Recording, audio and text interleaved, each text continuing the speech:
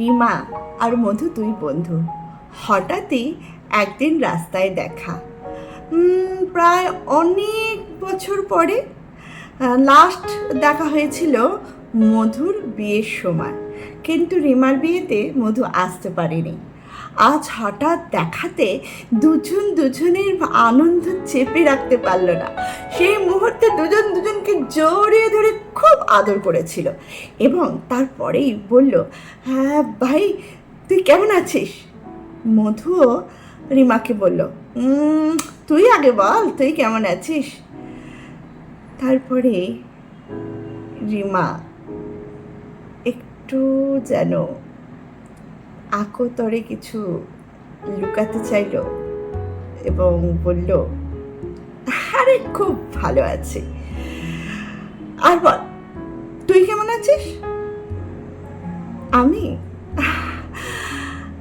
আমিও একরকম আছি। যেন দুজনকে কিছু বলতে চাইছিল।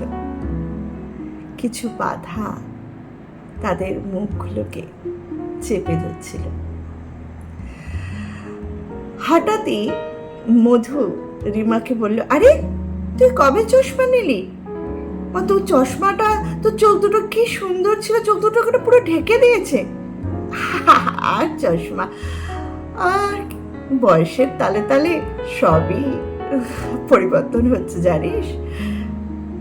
রিমা, তোর চোখের তলায় ওটা ওটা কি? কোথায় কি? না না না, কিছু না। তুই একটু বেশি ভাবছিস মধু।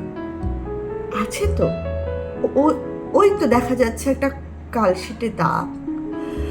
না না, ওটা কিছু না রে, বলে চোখ নামিয়ে নিল রিমা এবং চশমাটা ইচ্ছাকৃত করে মাটিতে ফেলে দিল। মধু রিমাকে জিজ্ঞাসা করল, বন্ধু, তুই ভালো আছিস তো? রিমা চশমাটা তুলতে তুলতে কিছু বলতে যাবেই একটা বড় গাড়ি এসে রিমার সামনে দাঁড়ালো।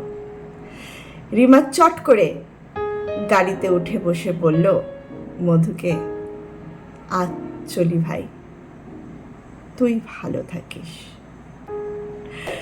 গল্পটা কেমন লাগলো অবশ্যই শেয়ার করবেন, বলবেন, আর সাবস্ক্রাইব করবেন। লাইক করতে কিন্তু একদম ভুলবেন না। আজকের মতো।